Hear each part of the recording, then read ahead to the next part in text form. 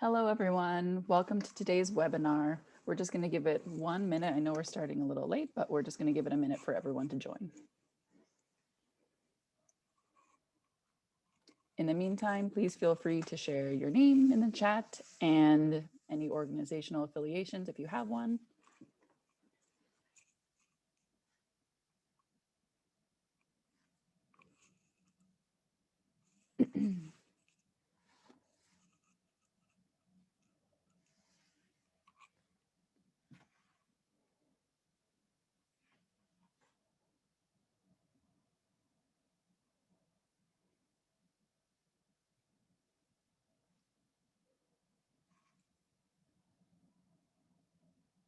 All right, so we have almost 100 people in here today, so let's go ahead and get started.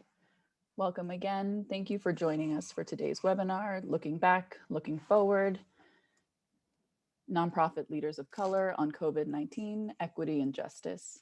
My name is Catherine Foley. I'm the Communications and Operations Associate at the Building Movement Project. Thank you everyone for dropping your names and where you're joining from. Before we get started, we just wanted to share some tech logistics for today. So attendees are not visible. Please feel free to continue using the chat to send any questions or tech issues that you may have. This webinar is being recorded and we'll share the link out along with additional materials.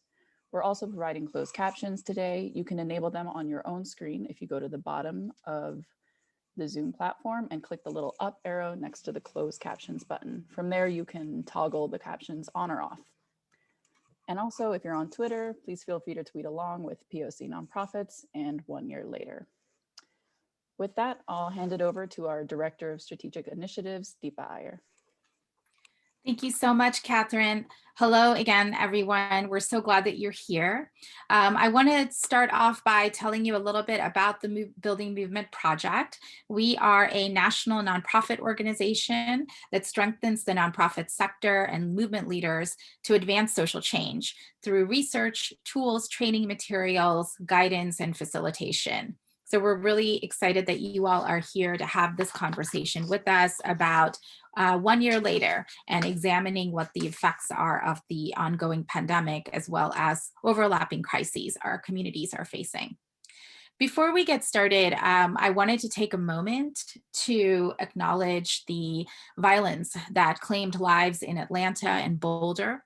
We send our care to the families of victims and to survivors, and we are in solidarity with community advocates and frontline responders in those two states. We hope that you will be, and you are following along in terms of providing support to various organizations who are really showing up for communities in those states. And we'll pass along some links in that vein as well. So moving on, as Catherine mentioned, this conversation is really going to focus on how systemic inequities that were revealed by COVID-19 are still ongoing. And I'm grateful to our speakers for joining us, given that every single day they are doing tremendous work in their communities and they're taking time to join us today to share their insights. So we will introduce them all later. You'll hear from them. But I wanted to have you please join me in welcoming Jorge Gutierrez, the Executive Director of Familia, Trans Queer Liberation Movement, Laura Harris, the Executive Director for Americans for Indian Opportunity, Angela Lang, the Executive Director of BLOC Leaders Organizing for Communities based in Milwaukee, Shosan Liu, the Executive Director of the Chinese Progressive Association based in San Francisco.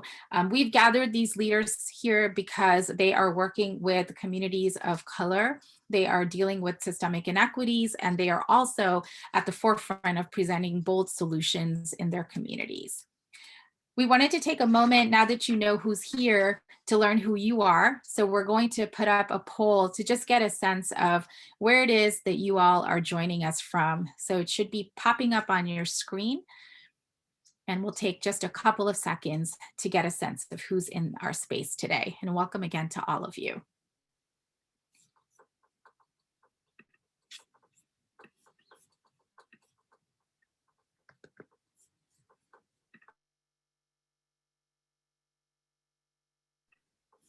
And Catherine, if we are over 50% of responses, we can go ahead.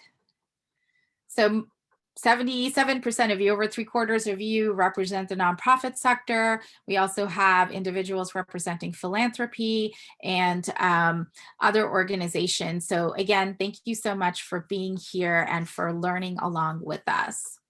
So in terms of what you can expect from our conversation today, I just wanted to go over the agenda and goals. We're going to have a chance to understand the current state of needs and challenges facing communities of color, as well as organizations led by people of color.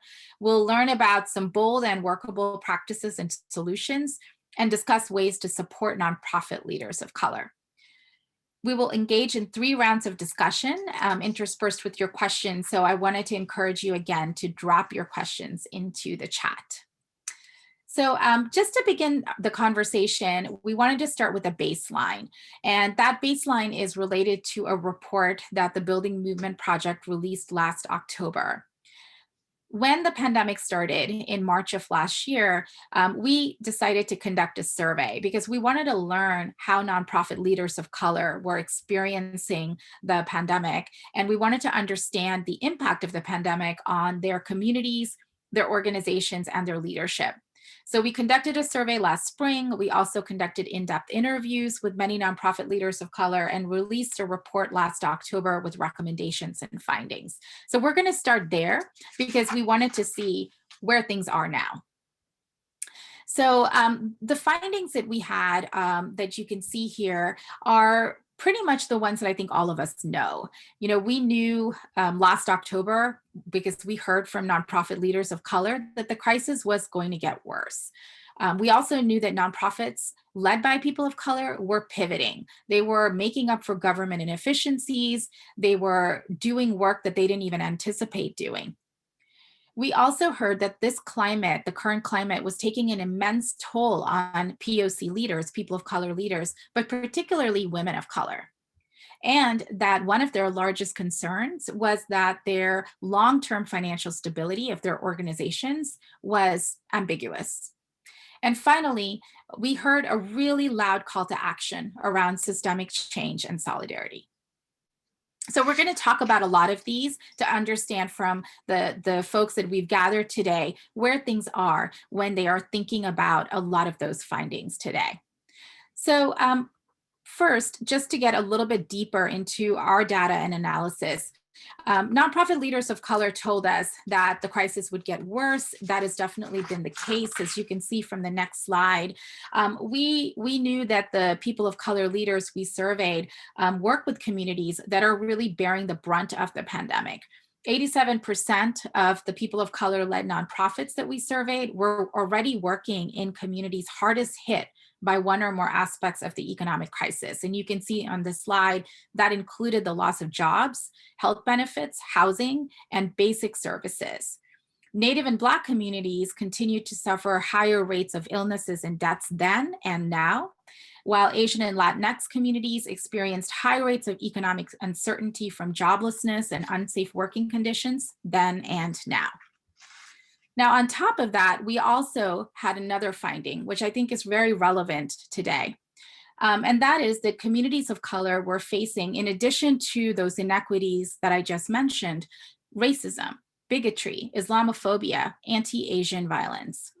43% of organizations reported to us last spring that their community members were already facing an increased level of harassment and violence.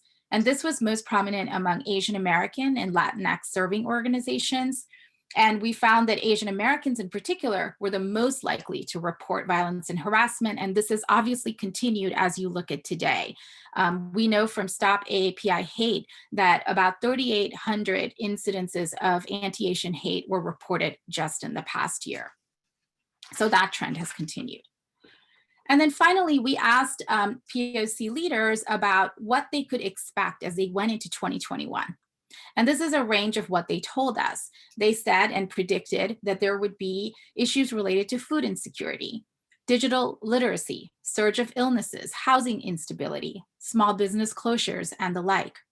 And in fact, again, we have seen that those predictions have come true as we are 1 year into this pandemic. We know on top of this that there's also issues concerning vaccines and whether they're equitably provided. And we know that employment for women of color, particularly Black and Latinx women, are much higher now than they were a year ago. So beyond that finding about immediate needs, survival needs, we also found that a lot of POC leaders were talking about bold solutions around systemic change and solidarity, much of it stemming from the uprisings that we saw last summer. The momentum for structural change was very palpable then, and I believe it continues to be, and we'll hear about that. As you'll see from the next slide, many of the people of color leaders that we talked about really focused on a desire to engage in solidarity, to do some generative conversations with each other, learn about what their communities are moving through, and to push for bold solutions related to community safety, robust public health infrastructure, and more. Finally, just a few quick findings before we move into our panel conversation. We also found, as I mentioned, that women leaders of color were really taking on an immense toll at this moment. In fact, 70% of our survey respondents were women of color, and they said that as executive directors, they were balancing way too much, more than they usually do.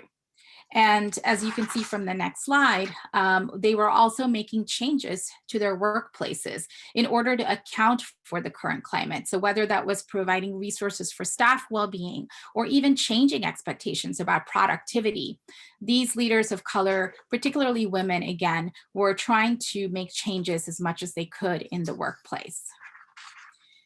And lastly, we found that sorry, you can see some quotes here that I think are pretty poignant when it comes to what women of color are facing, leaders of color are facing about what they're balancing in this time of crisis.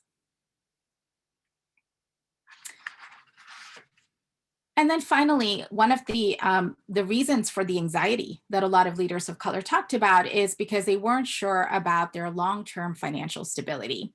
Many leaders of color that we surveyed talked about how, because of the CARES Act and because of Foundation Rapid Response Funds, they felt okay for 2020 and perhaps even 2021, but they were really concerned about the long run.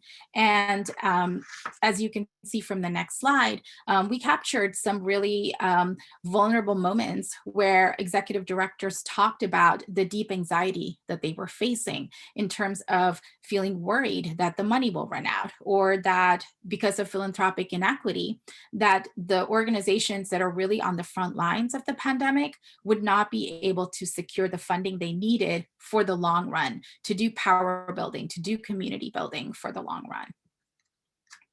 So that is what we found. Those are our key findings, and we'll drop the link to the report into the chat so that you can learn more about what we found. And the reason we're having a conversation today is because we wanted to assess, where are we now? Are some of these findings still relevant? What are nonprofit organizations led by people of color dealing with now? What are they predicting, right? We'd also love to hear from you, because we know that, again, most of you are leading nonprofits. And so in the chat, we would love to hear from you bold solutions, best practices, what you need to sustain your leadership so that we can bring you into this space as well. But the conversation we're about to start now will really touch upon these questions. What is top of mind for nonprofit leaders of color right now in terms of community needs, and how is their organization planning to respond? What are some of the bold solutions and recommendations for philanthropy or policy or our own sector to address systemic racism and inequity? And finally, as nonprofit leaders of color, what do we need to sustain our leadership for the long run? So those are the touch points for our conversation. And with that, I want to go ahead and bring on our panelists. So if you can go ahead and put yourselves back on the screen, Thank you so much. And really the big question is, what do we need to not just recover, but to rebuild a more just and equitable world, right? That is our really big question. So with that, I'm going to go ahead and get us started with our first question, which is, what is top of mind for you right now when it comes to the survival needs of your communities, and how is your organization responding? It would be great to hear about specific needs that are coming up, as well as specific ways that you all are pivoting. So I'm going to actually start by hearing from Laura Harris, who is the Executive Director of Americans for Indian Opportunity. Then we'll move on to Angela, Shosan, and Jorge. Laura, go ahead. Thank you, Deepa. Maru weka, na nami tsatsai na namana. Thank you so much for doing this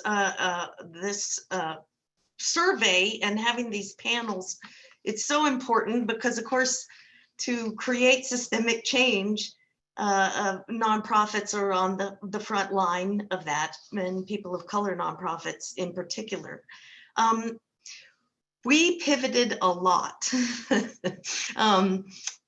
We're a national advocacy organization. We engage in leadership development, community engagement. But for the last 4 years or so, there's really been a vacuum of leadership and a vacuum of a coalition of Native-led organizations here in the city of Albuquerque. And I have a granddaughter, and my colleagues have small children. And so just selfishly, we wanted a place, central space, where our kids, grandkids could go and get a little bit of culture. But also the community really needed some kind of central space. So about 4 years ago, we started building on that idea. And so we pivoted from doing our national work and leadership development to really using the coalition that we had created the year before, Native Leadership Collective of Albuquerque, made up of 21 nonprofit Native-led organizations that are headquartered in Albuquerque. And we were able to mobilize them. Native Americans make up about almost 10% of the Albuquerque population. And yet they use a 3% number when they gauge budget, city budgets, and that sort of thing. So we found there was a great need, a real gap in services for Native Americans that were living in the city of Albuquerque and the surrounding areas. And so we were able to coordinate and provide some groceries, PPE, really be a service navigator, try to help families find the kind of help they needed, rental assistance, housing issues. But we also, at the national level, we were beginning at the beginning of the year to hold these national convenings around some of our key issues. And now we've moved those engagements online, and it's really to look at this idea of build back better, right? So how do we replace these systems that are failing us versus just propping them up and getting them going again? And we have such an opportunity, I think, to replace these failing systems, but we're all going to be so busy reacting while the rest of America begins to recover. I know for a fact that Indigenous communities are going to still be in crisis. And there's even this fear that there's going to be rolling infections, and that is going to be in communities of color. And are we going to be so busy meeting the demands and the needs of the pandemic and the resulting economic issues that we're not going to be able to be creative and proactive and take advantage of this kind of call for systemic change, right? Because we're going to be so busy taking care of each other. Thank you, Laura. Thank you so much. And I think that question that you said is critical. How do we make sure we're not propping up systems that have failed and instead replacing them with systems that actually work and that are community centered? And I really appreciate that. And Angela, turning to you, if you could talk a little bit about, what are the current survival needs of communities that you all work with in Milwaukee, and how is your organization responding in this current moment, a year into the pandemic? Yeah, there's actually a really disturbing article that just came up a couple minutes ago while we've been on this call from our local newspaper, talking about how domestic violence in 2020 has been staggering, especially with the stay-at-home orders. There was a point where if you were not an essential worker and you were caught outside, you were getting a fine. So there's a class element there. There's a racial element there, as we see that people get racially profiled, and there's disparities with tickets. But then, if the opposite, you're trying to be a law-abiding resident, but that may not be a safe place for you to be, and you're at home. And so we've seen domestic violence issues on the rise. Unfortunately, earlier today, we did a staff or ambassador check-in, and one of our ambassadors just lost her uncle this morning, not necessarily due to COVID, but just the amount of tremendous loss and grief that's constant has been really, really troubling and kind of hard to process sometimes. So we've had to make some adjustments in our work week, for example. We moved to 4-day work weeks because of everything that's happening in the world, understanding that it's not just the pandemic and the economic insecurities, the fear of catching the virus itself, but there's so many other challenges of mental health, both kind of visible. I think there's the real tangible things that we see of loss in the healthcare system and those disparities. But again, things like the mental health crisis or domestic violence issues, those are things that sometimes are invisible in this pandemic. And those are things that are real and are constantly traumatizing our community. Communities of color, we have generational trauma that we carry with us every day. And then we're being traumatized in real time. And then, for us as organizers, sometimes when we're having those phone calls, those can be also traumatizing conversations as well. And what does it mean to be working in a community where you're a part of, and then you're seeing your own people being traumatized in real time? There's that secondary trauma, and it's hard. It's really challenging. And I think, for us, we're very flexible. We're fiscally sponsored, so we have, our policies and procedures, we have our handbook, but we want to be really flexible with our policies, and we really just try to figure out, what do we need? When we first moved to 4-day work weeks, it was actually the night, it was a really bad night with the protests in Minneapolis. And I happened to wake up at 3 a.m, I had tweets turned on for the former president, and he had tweeted, "When the looting starts, the shooting starts." And a lot of us, we've been familiar with his tweets and his rhetoric, but this just hit different. And so, I woke up at about 3 a.m. I don't think I went back to sleep. I ended up texting the senior team at the time and didn't expect them to respond so early in the morning. And we all agreed that we were having a really tough time with everything going on, whether it was this racial reckoning, everything that COVID and this pandemic has brought on. And we said, "Mental health day, ? And everyone was like, "Yes, please." And then we realized it was something that we needed. We couldn't act as if business was usual. Yeah. Thank you, Angela. And thank you for bringing up, the domestic violence and mental health concerns. We also saw that in our report last year, and that continues, as you said, and for pointing out some of those best practices around what needs to happen within organizations like 4-day work weeks. And again, would love to hear from folks who are here with us. What are you doing in your organizations as well? Shasan, can I turn to you next to share a little bit as well? And I think, Shasan has her beautiful baby with her, and I think this is an example of what executive directors are often dealing with and balancing. And we'll get to that question later, right? But welcome to your baby and welcome to you. And the question really for you is, the survival needs of communities, Asian communities, right, were already hard to deal with when the pandemic started. And then on top of that, there has been anti-Asian hate. So could you share a little bit about what is top of mind for you and how the organization is responding?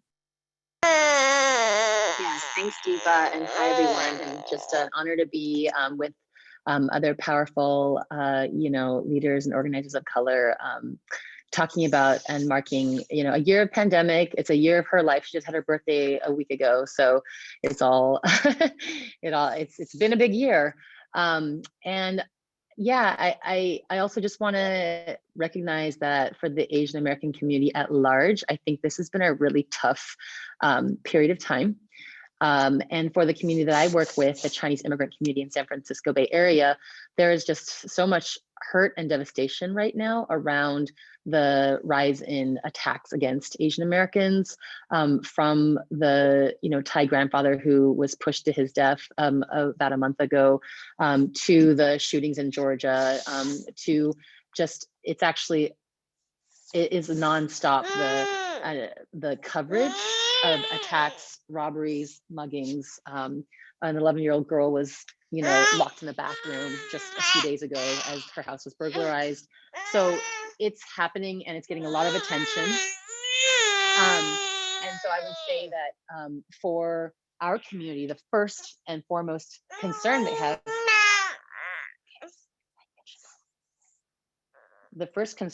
right now is safety, is personal safety, right? And the sense that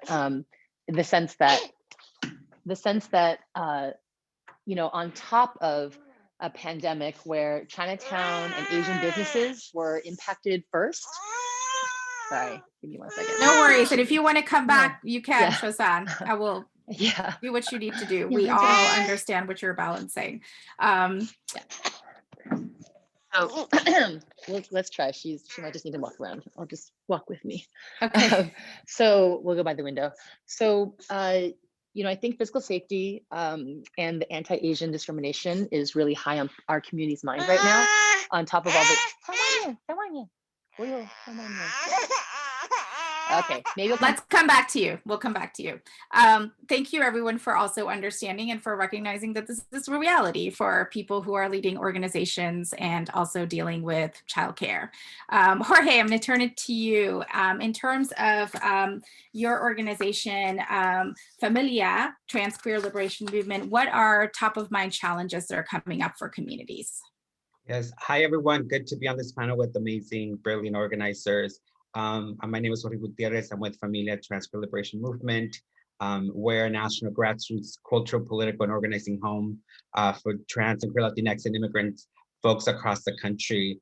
And I just wanted to share, I'm based here in LA, and I wanted to share some statistics, just to give us a glimpse of what's happening in the Latinx community at large. Almost 26,000 Latinx people in California have died from the virus. And we represent 46% of all deaths in the state. And we only account for 39% of the population. And we're 2.6 times more likely to contract the virus than white folks. So that just gives you, right, when we're thinking, and these are numbers from California, but I think that you could, these can be, put on any community, any Latinx community living across the country. And then also last fall in September, the Human Rights Campaign released a report saying that LGBTQ Latinx people are more likely to, decrease their hours at work, lose their jobs in the general population. And so these are for us, we've seen this, and, the pandemic has only made these issues more visible to the mainstream communities and society, right? When we're dealing, our base is working class, our base is folks that are engaging in sex work, our base are folks that are, are poor. And so, but one of the top issues for our communities right now is housing, right? We get so many calls and emails around folks, hey, I need X amount of money, if not, I'm gonna get kicked out. Hey, I don't have nowhere to live. And so we're seeing, part of the work that Familia did was sort of shift, put the brakes on some of the organizing work we were doing to sort of do the rapid response, to look for funding, to hit up our funders and be able to say, we need unrestricted money right now to be able to answer to some of the needs in our communities. And so I think that that's, I think that that's a role we had to play. There was no other way. And so I think housing is one. The other one is the lack to access to healthcare. particularly for trans and queer folks, affirming healthcare, right? We know that even when our folks even do have access to healthcare, they're still dealing with discrimination and racism and transphobia, in these institutions. And so that's another one. And then just the loss of jobs and employment, right? Without, we're in a pandemic and our government is still debating whether our folks deserve a $15 minimum wage, right? And I think that that's just very telling of how, the working class and poor people are suffering in this moment, right? And will continue to do so. And so I think part of the work that Familia is trying to just, one, do the rapid response, but also not lose sight of our long-term work. Right? Because we know that we need to be able to change all these things systematically to be able to, have our folks not just survive, but also thrive and have more opportunities, right? To dream and to do the things that they want to do and feel protected in their communities. And then another big chunk of our base is undocumented trans and queer folks, right?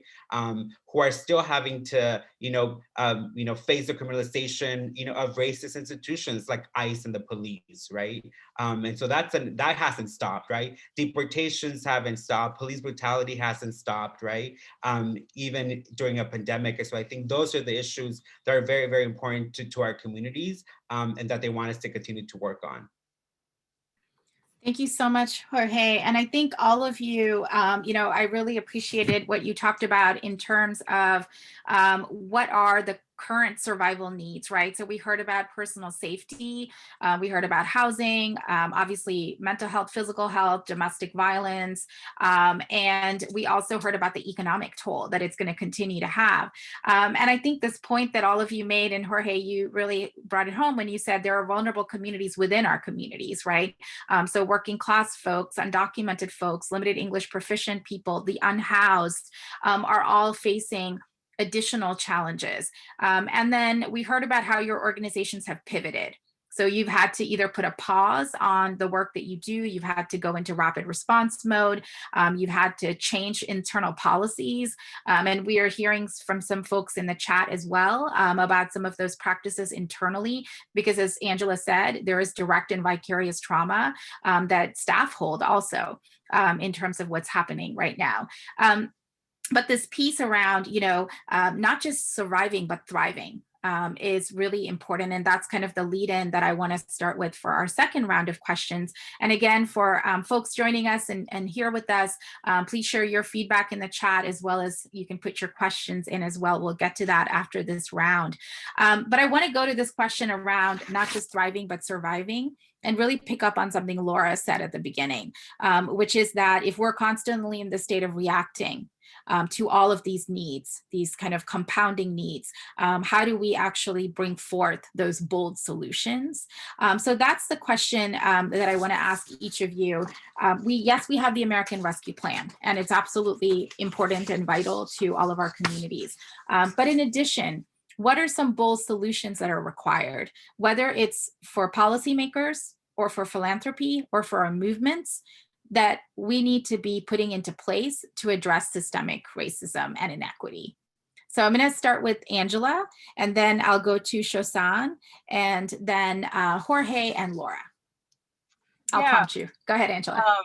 Thank you. So that really resonated when I heard Laura say that, because I actually wrote in my notes while prepping for this, proactive versus reactive, right? Like, we are not a direct service organization. And so we had to figure out, how do we respond in this moment while like doing the organizing as well. And choices have to be made, and you have to figure that out. And understanding that there is an opening, I think there's very tangible short-term solutions. This pandemic is hopefully, fingers crossed, not going to last forever, although it feels like it. It's going to be over at some point, but people need, that short-term relief to make sure that they don't get evicted, that they can put food on the table, that people can eat, things like that. But then there's also an opening, and I think there's discussions about more long-term and more systemic changes. And what I think was interesting that I noticed very early on in the pandemic is that there were conversations around paid sick days. And people are like, oh, we need to give people time off, paid sick days. You would have never, outside of a pandemic, heard some of these people say these things, because that's not typically what they stand for.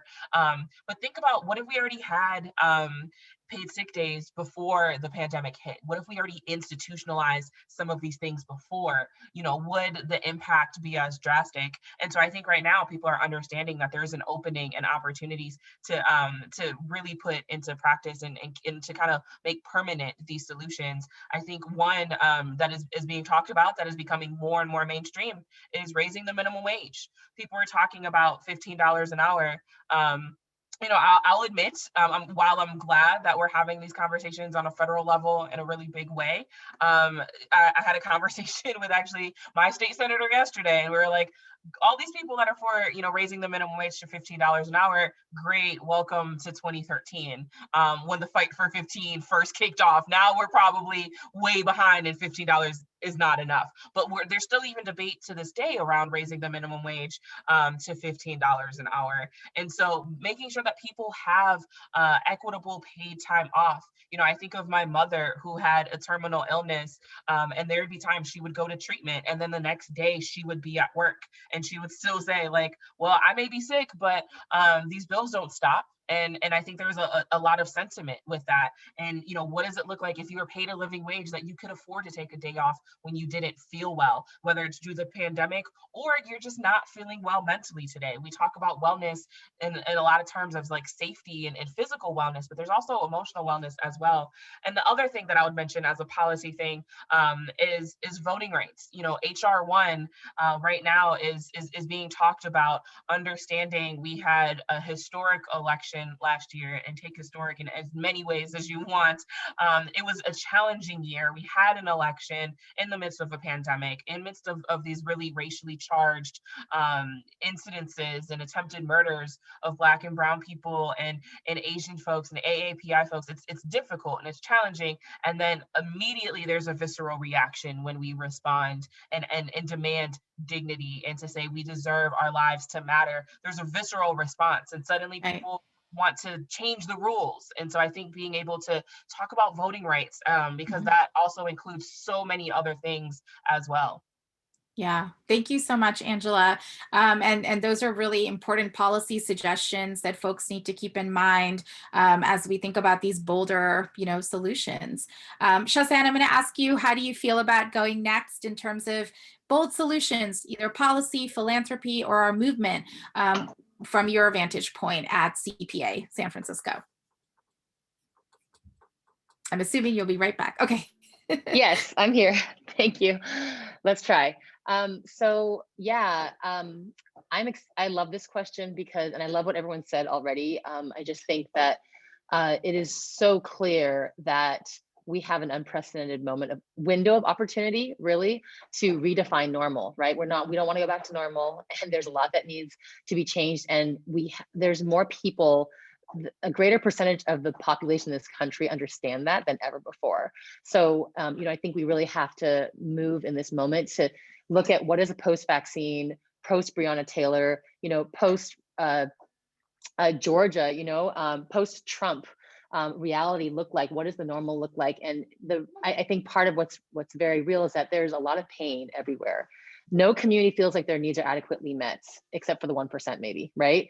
But most communities don't feel like their needs are adequately met, and most communities don't feel like they're heard enough, right, in the broader society. And so there's both a moment of like great risk, right, because communities get pit against each other, or there's a Depression Olympics going on, or what have you. But there's also an opening to say, this is the time to build the bigger we. This is the time to build, this sense of like, we all need good jobs. We all need stable housing, and that's a public health issue. And we all need healthcare, right? And we need mental health, because I think the issue of mental health being part of health, right, is something that more people understand than ever before, given what we've all experienced with the pandemic. So this is a time for big demands that say the scale. We've never been through a pandemic before. We've never seen this kind of situation happen ever in our lifetimes.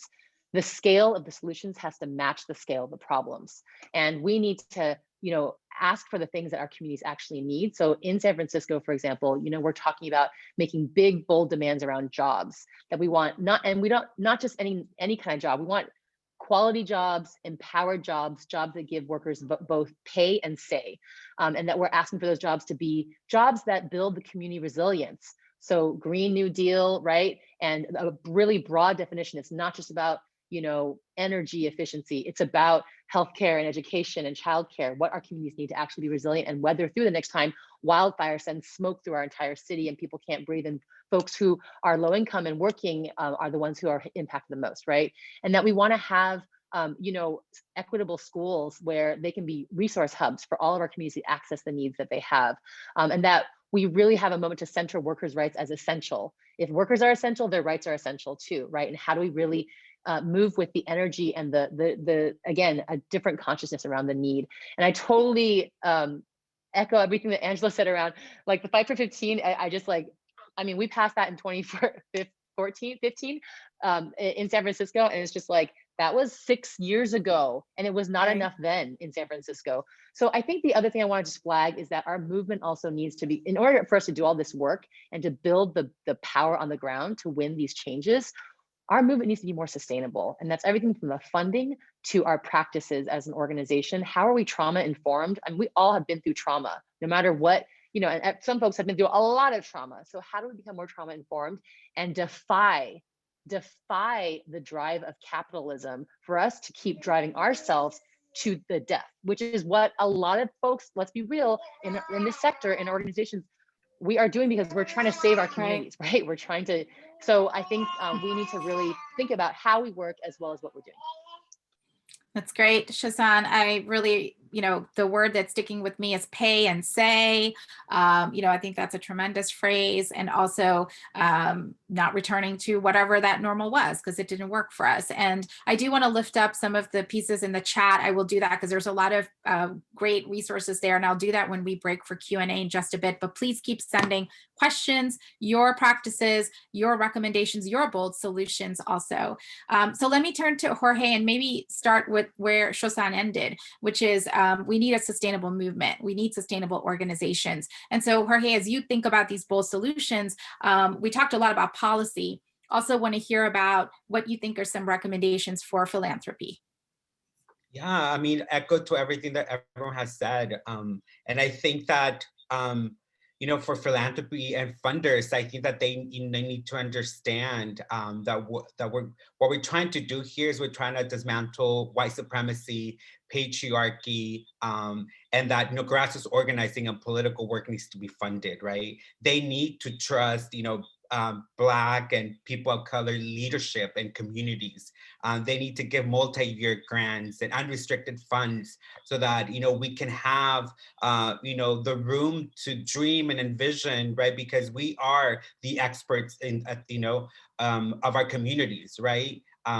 It's not, you know, Ivy League schools, it's not the government. We are experts at our communities, right? And so I think that that's what funders need to understand, right? That philanthropy can't do business as usual moving forward, right? And I hope that all these issues that we're talking about also don't leave the mainstream arena, right? One, there's sort of a light at the end of the tunnel with COVID, right? We need all of our people to get vaccinated, right?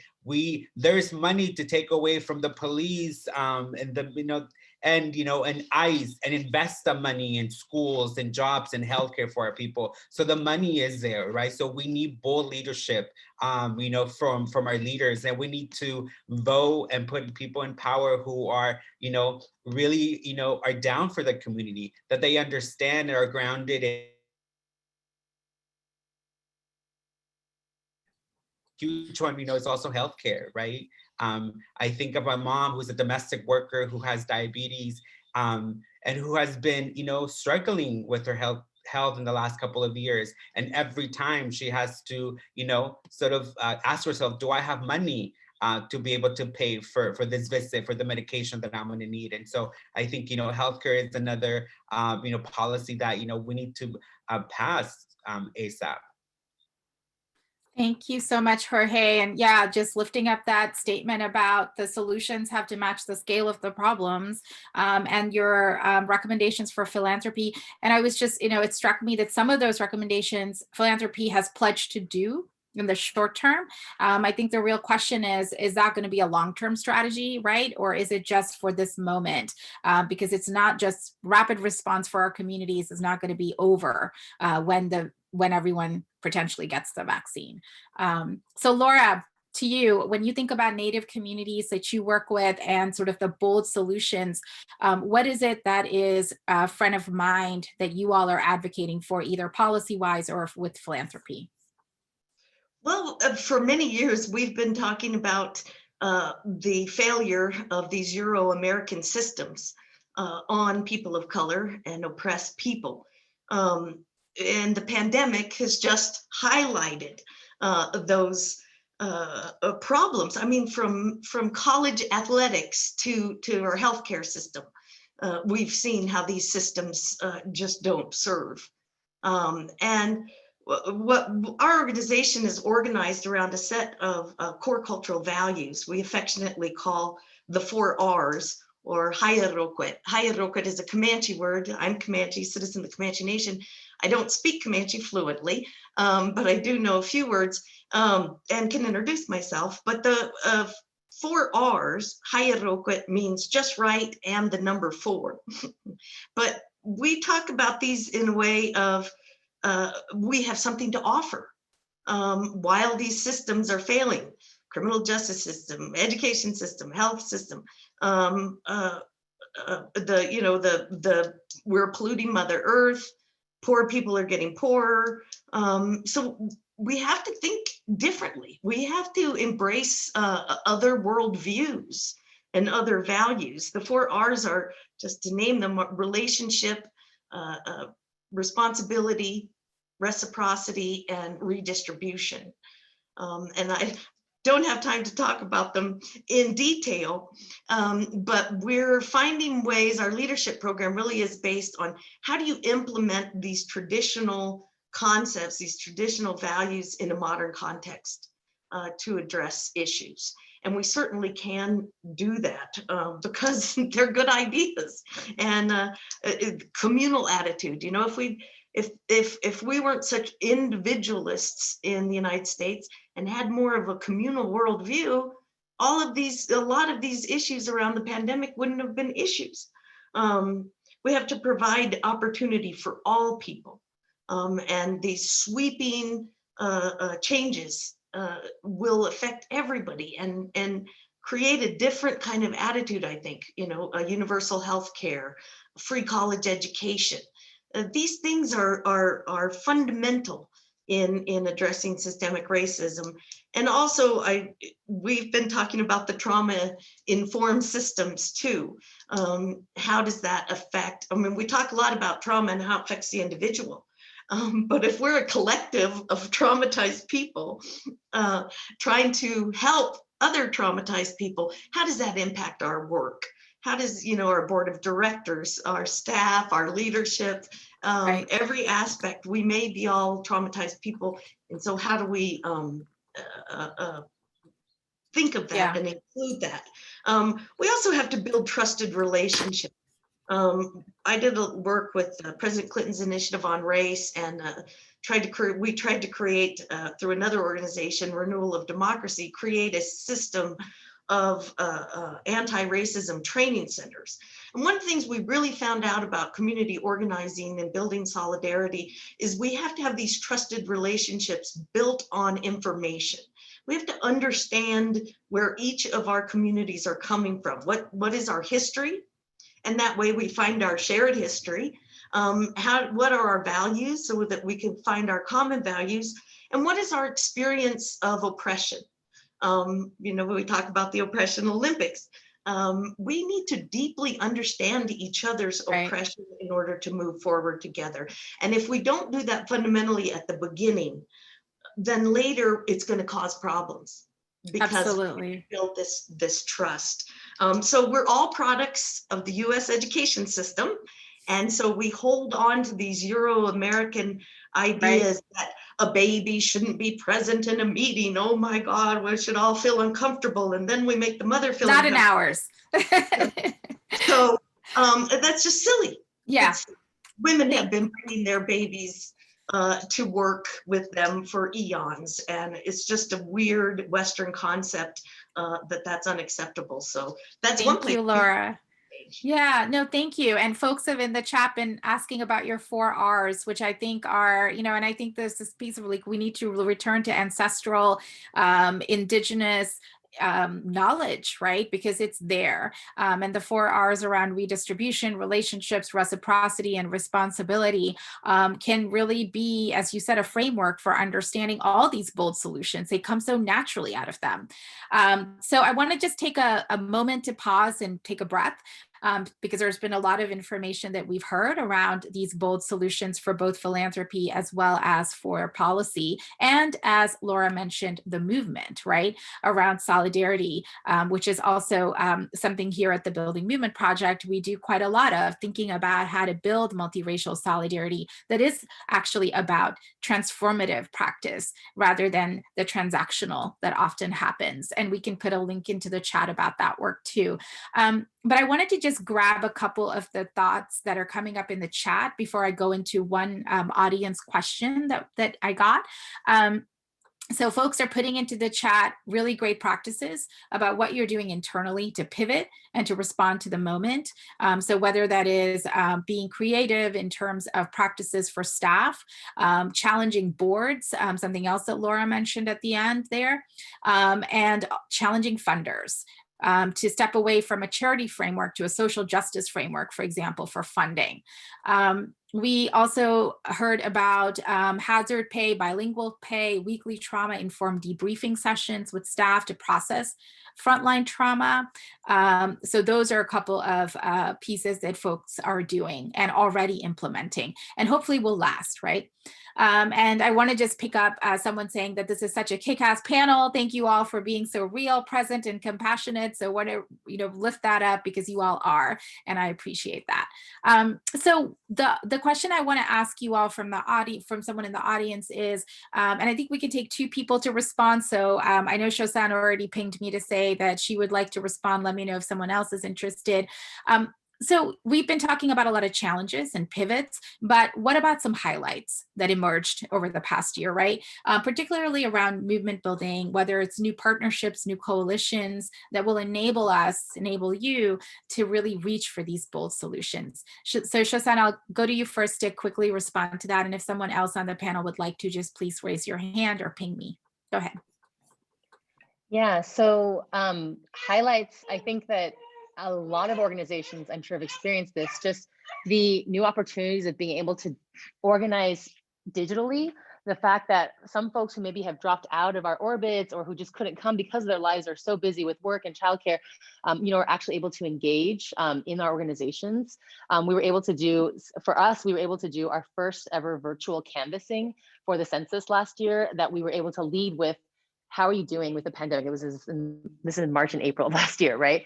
And be able to redirect people, not only let them know about the census, but redirect them to resources that they needed around unemployment and food and other things that they might need.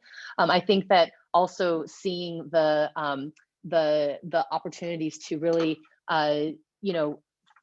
organize around the issues that people are facing, right? The school closures, the lack of benefits that folks had, being able to really see the across our organizations, that across communities of color in San Francisco, that there was opportunity to come together, and there was a cross section of grassroots organizations and labor unions who came together as San Francisco United in Crisis to really quickly develop a platform calling on city government to attend to the needs of the communities most excluded from, services and programs and who are going to be most impacted by the pandemic. And that couldn't have happened if it wasn't for the many years of building work that we've done, right, to develop those relationships and those alliances. Right, thank you. And that's really the key, it seems, for that solidarity building, the relationships, right, and to build them deeply. Jorge, would you like to also answer this question around anything new that has emerged that will help in terms of building solidarity and understanding for the future? Sure, yeah, 2 things that come up for me. I think one, I think particularly for the immigrant rights movement, I think that, we're starting to catch up. Of course, there's a lot of work around, right? At the same time, we say abolish ICE, we gotta say defund the police, and understand how connected these 2 systems are and how they're going after, Black folks and people of color. And I think the other one, and I think that opens up for so much coalition and organizing to happen at the local and national level. And then two, some of the work that we also do and other organizations do too is around transformative justice, right? How are we transforming the violence that's happening to us, and it's also happening within our own communities, right? And what are the models that we're thinking of that don't rely on the police, don't rely on the state, but rely on each other, right? Because at the end of the day, we can protect each other. Right, right. Thank you. So I'm hearing kind of what has happened in the past year is like a clearer understanding of how issues are interconnected and communities are interconnected, and also this the reliance on community-based solutions, community-centered solutions, and of course the partnerships and relationships that need to be built in order for people to actually dream together, as you said, Jorge, earlier on. So thank you for that. And so, on the piece on solidarity, and thank you to Catherine for putting this link into the chat, here at the Building Movement Project, we do have a program that's really focused on building transformative solidarity practice called SolidarityIs. And we are actually today kicking off a 5-week online training for young people who are aged 18 to 25 to understand in this moment of overlapping crises where young people are ready to respond and to actually build the world that we need, what are the transformative solidarity practices that they can be building? It's a free training. It'll be online, and the link Catherine put into the chat. So we hope you can join us for the Solidarity semester, or pass it on to the young people in your lives who are really, interested in responding to this moment and feeling this call to action. So one poll that we're going to put up now to get everyone's input on before we transition to the last question is, what are the 2 top equity issues related to the pandemic that your organization is working on? And a lot of what we've heard from our panel is here. Of course, there might be other issues you're working on that we don't have on this list, and you can feel free to include those into the chat. But if folks could just respond to that, the top 2 equity issues.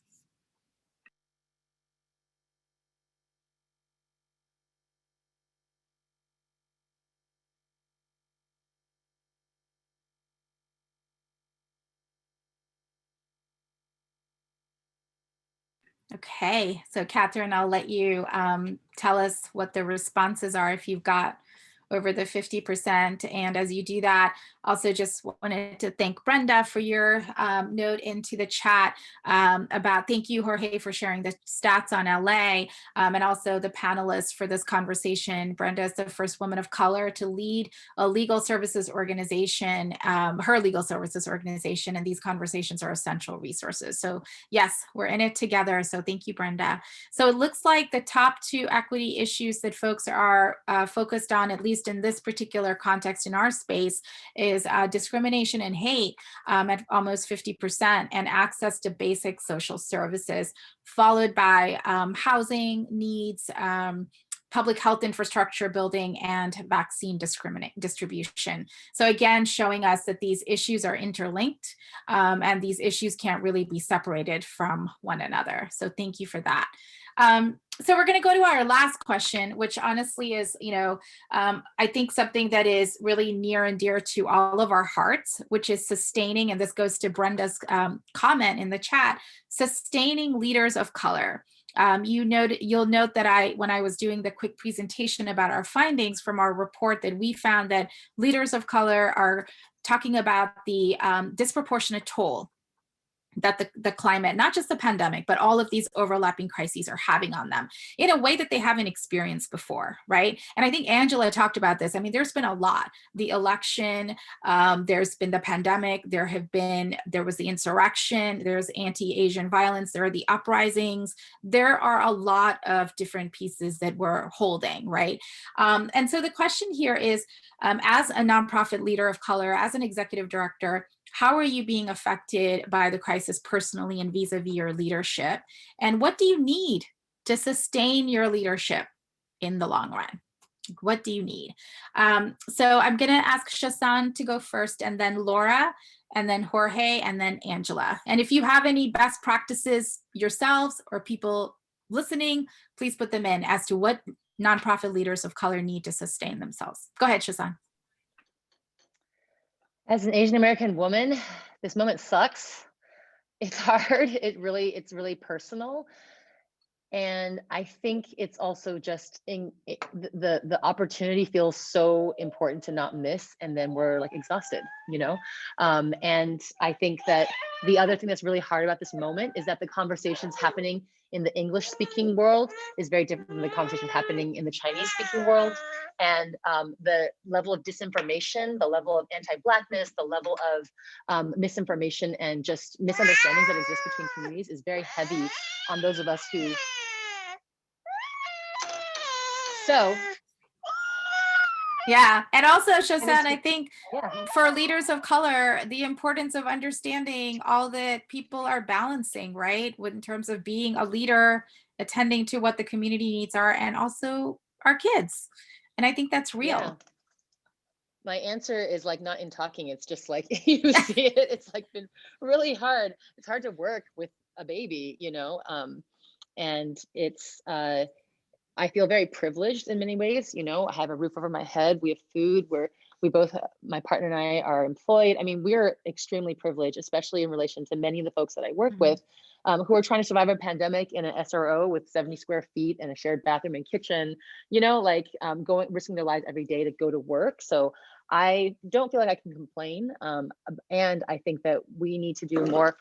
We need to, you know, really support organizations. And some of the things I've seen happen that have been very helpful is when funders just see that there's crisis and they offer resources and don't ask us to, you know, go through a complicated process to get those resources, right? I will just end it here and pass it on to my person. Thank you, Shazan. Thank you so much. Yes, those funder responses to understanding what movement leaders, community leaders, nonprofit leaders need are critical. And I want to ask Laura next to talk a little bit about, you know, how is this moment affecting you? It's not just a moment, as we've said. And what do you need to sustain your leadership? What are you putting in place?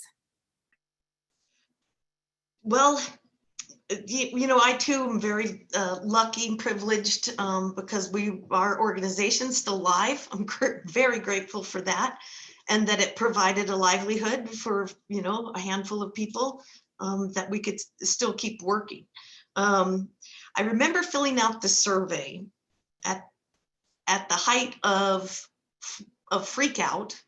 Like, what does this mean personally, professionally, for our community? And it was a cathartic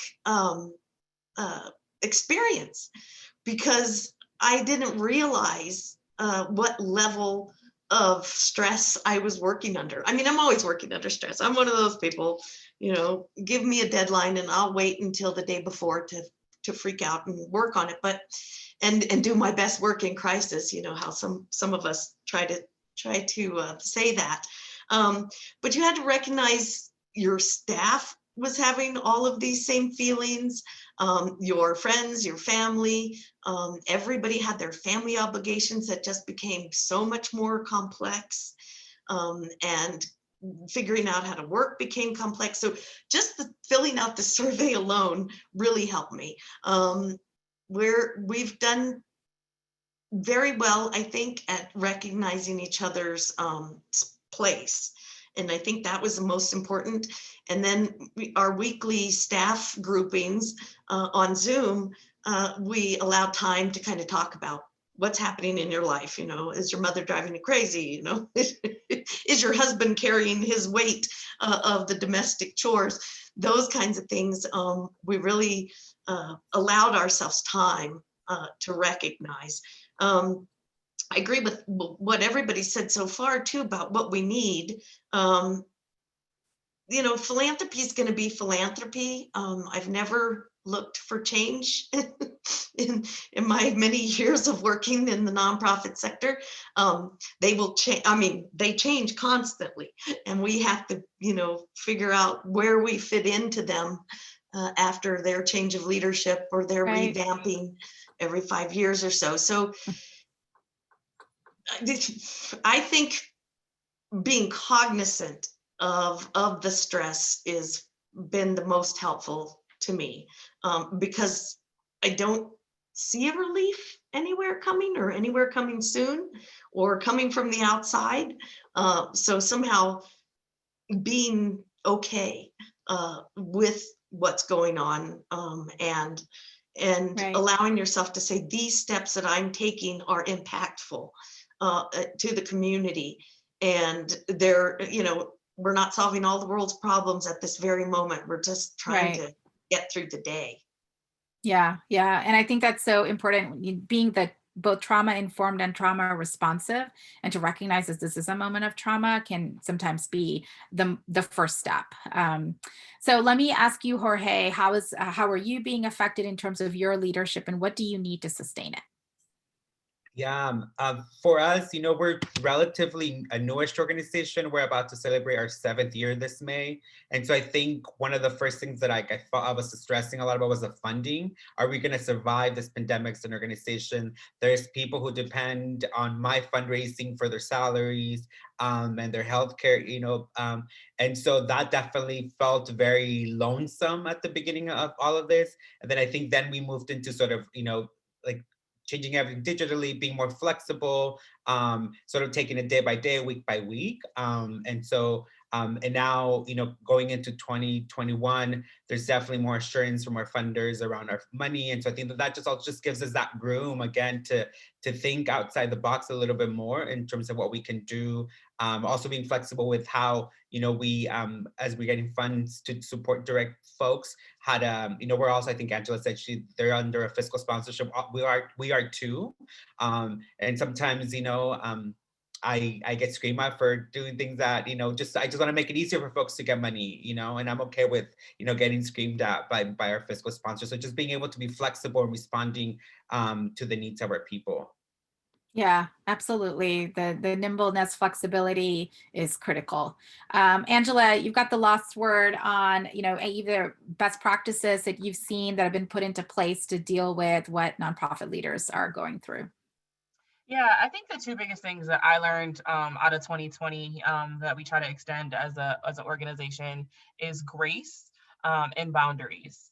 There are times when, after the attempted murder of Jacob Blake, just 40 miles from where I'm sitting, we were canceling our meetings. We were like, I can't today.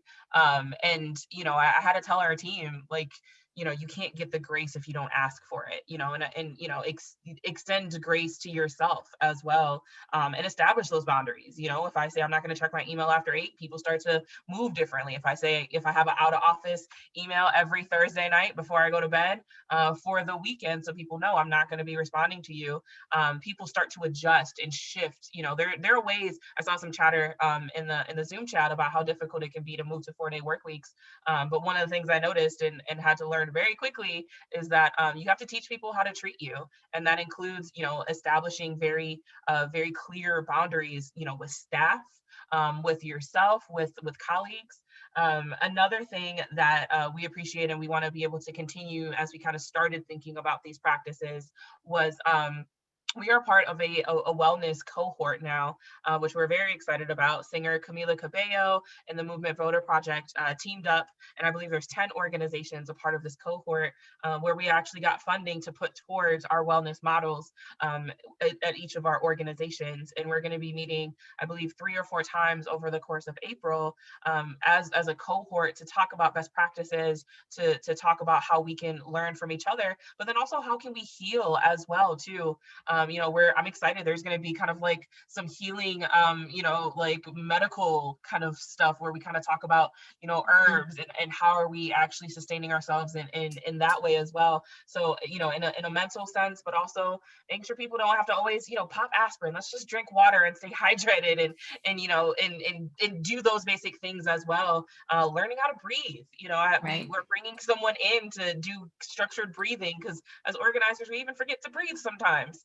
So it's things like that, being able to slow down and to center yourself. And what my coach, I have a professional coach, actually, an assignment she gave me this week is to really think about and prioritize not just the sustainability and health of the community, but the sustainability of myself as well, that I think a lot of organizers kind of often put to the side. Absolutely. And that's a great practice. Those healing justice grants that you mentioned, the cohort that you mentioned for so many funders to do. So I am going to thank each and every one of you, Jorge Gutierrez, Shasan Liu, Laura Harris, and Angela Lang, for giving us your wisdom and your time and your insights. I want to, as we pull into the last couple of slides of our deck, I want to bring up a couple of the statements that you made that have sat with me that I think really synthesize what we're talking about here.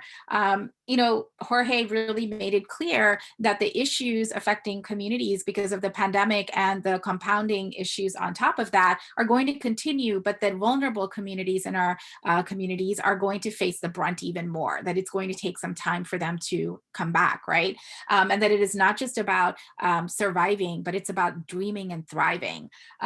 And then Shosan reminded us that the scale of the solutions, the boldness of the solutions, that there is an opportunity, but they must match the scale of the problems and the issues and the challenges. And Laura gave us a framework for that, a framework that's around reciprocity, relationships, redistribution, and responsibility, that really talks about solidarity, that really talks about changing the values and the frameworks that we've been working under. And then finally, Angela reminded us that internally, extending grace and setting boundaries can be a way of sustaining ourselves as people working in these movements as well. So as we close, I want to talk really quickly about some of the recommendations that we wanted to bring up. These are ones that you all have already talked about, but when it comes to systemic and policy changes, I'm not going to read through all of these, but it's really about a robust social safety net, and it's really about infrastructure that goes along with that as well. On the next slide, we are talking about some recommendations related to philanthropy, which again, folks talked about, making sure that there's a commitment to supporting Black and people of color-led organizations to do the grassroots organizing and power building, the investments in sustainability, and really balancing this rapid response funding with a decades-long strategy. And then finally, there are some recommendations for ourselves, right? Creating cultures of well-being. And I think we've really talked about some best practices around that. Recognizing and responding that we are actually in this moment, right? And that we're dealing with this current climate, and really listening and following the knowledge and experiences and expertise of people of color leaders.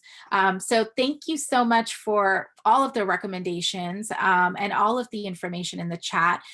You can find our report here. We'll drop it, the bit.ly, into the link into the chat again.